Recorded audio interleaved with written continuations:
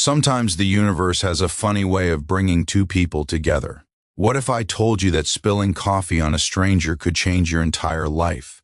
Stay with me until the end of this story, and if it touches your heart, don't forget to hit that like button and subscribe for more heartwarming tales.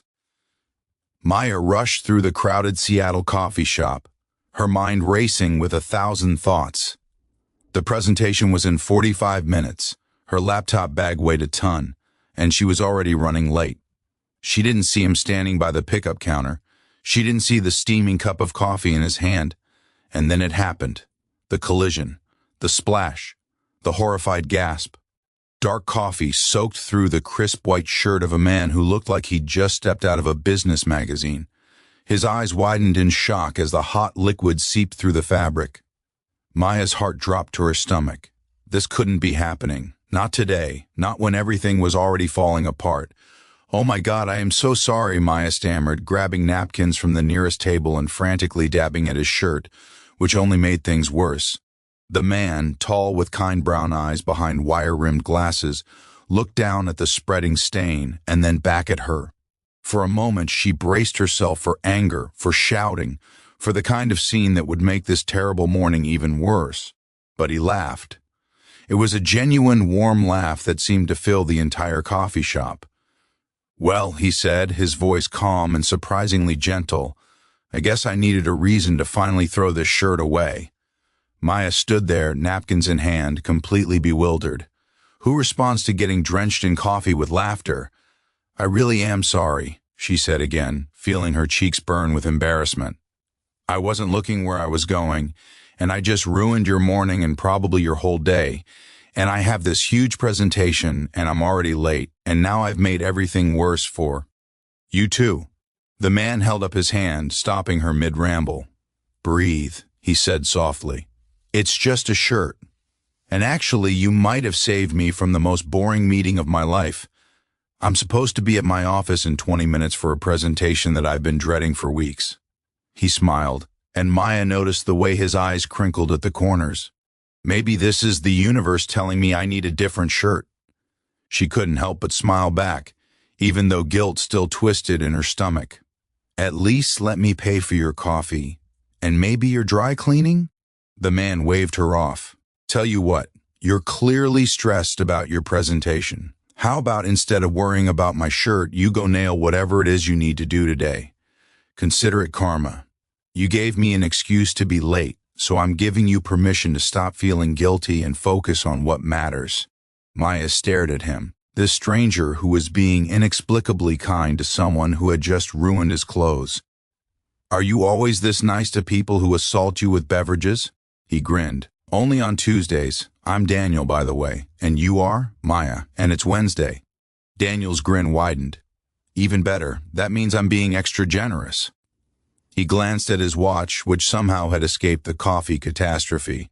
"Now seriously, go. You've got this. Whatever that presentation is about, you're going to be amazing." And just like that, he walked out of the coffee shop, coffee-stained shirt and all, leaving Maya standing there with a strange warmth in her chest that had nothing to do with embarrassment.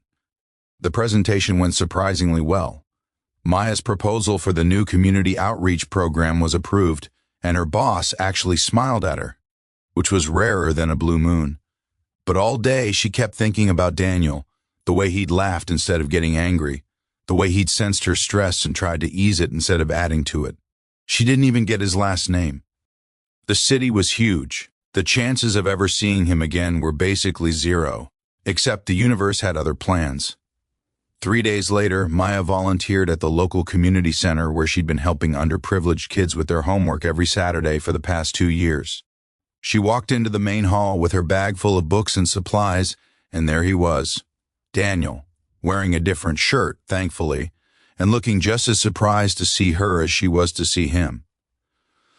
"Coffee girl," he said, his face breaking into that same warm smile. "I was wondering if I'd ever run into you again." "Literally or figuratively?" Maya laughed, feeling that same strange flutter in her chest. "What are you doing here? I teach a coding class for teenagers," Daniel explained, gesturing to a group of kids setting up laptops in the corner. "Started volunteering here about 6 months ago. What about you? They talked for 20 minutes before their respective classes started, and Maya learned that Daniel was a software engineer who'd grown up in foster care and wanted to give back to kids facing similar challenges. He learned that Maya worked in nonprofit management and had lost her own father to cancer 3 years ago, which sparked her passion for helping others. Over the following weeks, their Saturday morning encounters became the highlight of both their schedules. They started arriving earlier just to have coffee together before their classes. Real coffee, carefully held this time. They shared stories about their lives, their dreams, their fears. Daniel told her about his adopted family who'd given him a home when he was 12. Maya told him about her mother's ongoing battle with loneliness after her father's death. They laughed about silly things and got serious about important ones. And slowly, without either of them really planning it, friendship turned into something deeper. But life has a way of complicating beautiful things. 2 months into their growing connection, Maya received devastating news. Her mother's health had taken a turn for the worse. The doctors found a mass in her lungs. Maya needed to move back to Portland immediately to take care of her. The night before her departure, Daniel met her at their coffee shop, the scene of their first collision. They sat by the window, watching rain streak down the glass, both knowing this might be goodbye. "I don't want to ask you to wait," Maya said quietly, her voice thick with emotion. "That's not fair. You deserve to live your life, to meet someone who can actually be here." Daniel reached across the table and took her hand. His touch was warm and steady, an anchor in her storm. "Maya, look at me." She met his eyes, and the sincerity there made her heart ache. "Our story started with one small mistake, remember? You weren't supposed to spill coffee on me. I wasn't supposed to be in that shop at that exact moment, but it happened. And I don't think that was an accident. Life is happening now," he continued. "Your mom needs you, and that's exactly where you should be.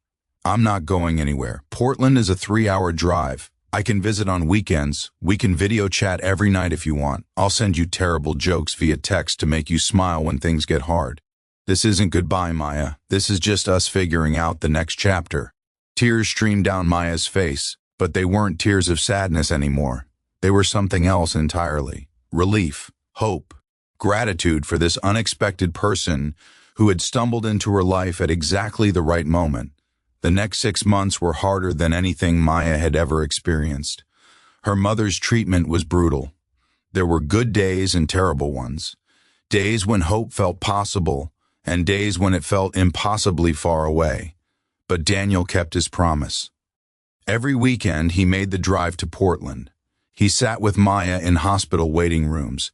He held her when she cried. He made her mother laugh with his terrible jokes and his gentle kindness. He became part of their small family without ever asking for anything in return. Maya's mother noticed, of course. During one of her better days, she pulled Daniel aside while Maya was getting coffee from the hospital cafeteria. "You love her," she said simply. It wasn't a question. Daniel didn't hesitate. "I do. From the moment she spilled coffee on me, I think I knew." Her mother smiled, the kind of smile that held a lifetime of wisdom. "She loves you too, you know. She's just scared. She's watched me lose the love of my life. She's afraid of that kind of pain." "I'm scared too," Daniel admitted. "But I think being scared and being in love aren't mutually exclusive. I think maybe love requires a little bit of courage, a willingness to take the risk." Maya's mother squeezed his hand. "Then be patient with her. She'll get there." 8 months after Maya moved to Portland, her mother passed away peacefully in her sleep, surrounded by love. Maya was devastated, but also strangely at peace. She'd been there for every moment. She'd said everything that needed to be said. And Daniel had been there through it all. Never wavering, never leaving, just steadily present in the way that only truly good people can be. After the funeral, after the relatives had gone home and the condolence flowers had wilted, Maya found herself back in Seattle, standing outside the community center where this unexpected journey had really begun. Daniel was inside teaching his Saturday coding class. She could see him through the window, animated and passionate as he explained something to a teenager hunched over a laptop. Her heart swelled with a feeling so powerful it almost knocked her over. She walked inside and waited until his class ended. When the last student filed out and Daniel looked up to see her standing there, his entire face lit up. "Maya, I didn't know you were coming back today." She walked toward him, her steps sure and steady, no longer running late or rushing. Through life too fast to see what was right in front of her. "I've been thinking," she said, stopping just a foot away from him, "about mistakes and accidents and the way life has of surprising us." Daniel's expression softened. "Yeah?" Maya nodded. "That day in the coffee shop, I thought I'd ruined your morning. I thought I'd made this terrible mistake. But actually, spilling coffee on you was the best mistake I ever made, because it brought me you. And you've been there through the hardest time of my life. You drove 6 hours every weekend. You held my hand. You made my mother laugh. You never once made me feel like I was too much or asking for too much or not enough." Her voice cracked slightly, but she pushed forward. "Daniel, I love you. I've loved you for months, maybe from the beginning, but I was too scared to say it. Too scared to risk losing someone else I care about. But I realize now that not taking the risk, not saying these words, that's the real mistake.